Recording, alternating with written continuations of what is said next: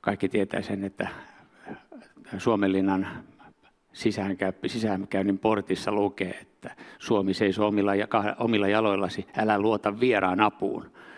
Ja se on nyt ohi.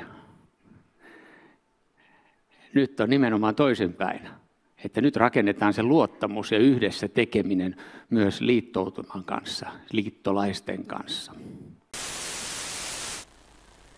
Hyvä huomio Ukrainasta, että sieltä väkeä lähtee paljon ja sama tulisi tapahtumaan Suomessa vastaavassa tilanteessa. Ja tämä on hyvä, että tämä järjestelmä Suomessa päivitetään, niin se vastaa paremmin sitten ja hyvin tätä Ukrainassa tapahtunutta tilannetta. Ilmahälytysjärjestelmät. Suomessa on valmius tähän, mutta ei käyttökokemusta, koulutusta, harjoituksia. Myös tätä järjestelmää ollaan uusimassa, mikä on hyvä tässä tilanteessa, koska nämä on teistä jokainen tietää erittäin hyvin, että tässä ei ole paljon aikaa, kun sotatoimet alkaa tänne Suomeen, ja se on joka puolella Suomessa oltava tämä järjestelmä käytössä. Lakeja ja puolustuslakeja kirjoittaneet ja ymmärtäneet tämän, että johonkin asti päästään sillä vapaaehtoistoiminnalla jossain vaiheessa sitten valtio on otettava se yövartiovaltion rooli ja otettava se asema, mitä se tarvitsee ja jopa pakottaa sitä kansaa sitten tukemaan sitä valtion hengissä selviämistä.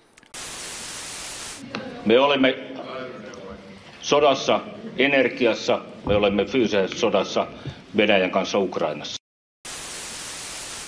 Ja nyt naamiot on riisuttu. Vain sodan kylmät kasvot näkyvät. Siis kyse ei ole joukoista, jotka ovat pysyviä, vaan kyse on siitä, että me tehdään paljon harjoituksia ja mahdollistetaan amerikkalaisten sotilaiden liikkuminen 15 sotilasalueella. Mutta käytännössä Suomessa on... Jokaisen reserviläisen Suomessa kannattaisi oikeasti miettiä ja itselleen luvata, että 2025 alussa he on elämänsä kunnossa fyysisesti ja henkisesti. 2025, sekö on se aikajana? Historia USA-puolustusyhteistyösopimuksessa on pitkä. 90-luvun alusta lähtien Hornet-kaupoista on lähdetty eteenpäin. 2016 tehty AJ-asiakirjoja ja muita, mitkä on pohjustanut hyvää yhteistyötä, luottamusta ja rakennetta.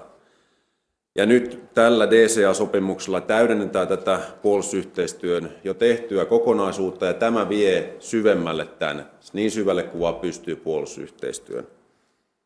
Sopimuksen sisällön keskeisiä artikloja, erityisesti maahantuloon liittyvät, alueiden määrittelyihin, kriteereihin, ennakkovarastointiin liittyvät, ja miten USA-joukot voi toimia tällä alueella.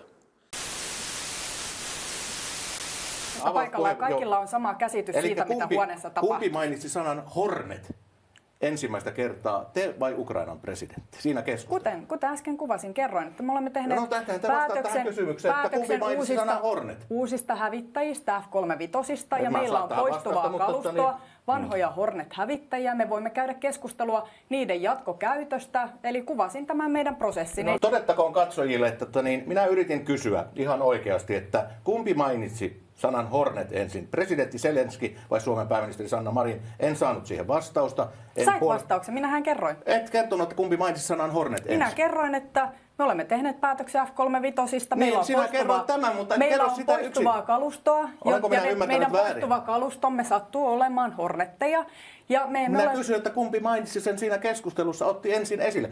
Jopa minä tyhmä toimittaja ymmärtäisin oman kysymyksen, että kumpi sanoi sen sanan Hornet ensin. Me puhuimme hävittäjistä. Ukraina kertoi, heillä on tarve hävittäjille. Minä kerroin, että me olemme tehneet päätöksen uusista ja me olemme... Jotkut sanovat, että sä käytät paljon filtreitä Instakuvissa, mutta miksi sä teet niin? No mä käytän välillä kyllä filtreitä, se on ihan totta ja aika monet muutkin käyttää. Mä en aina käytä filtreitä, mutta aika monesti niitäkin kuvia, joissa mä en käytä filtreitä, niin niistä kirjoitetaan, että niissä on käytetty filtreitä tai ne näyttää ehkä sit värikirkkaammilta ja sitten moni ajattelee, että niissä on käytetty filtteriä. Ei siinä ole mitään erityistä syytä. Hello, I'm Christine Wormuth, Secretary of the United States Army. The United States Army has over 50,000 troops in Europe right now, really performing three missions. First, we are reassuring our NATO allies. We are deterring aggression against NATO territory. And then, of course, we are standing in support of Ukraine as it tries to fight against the Russian invasion. So we have soldiers all over Europe under the command of 5th Corps, in Germany, in Poland, in Hungary, in Slovakia, as well as in the Baltics. And we are also working very closely with a number of NATO allies in the International Donor Coordination Cell in Germany. We are NATO.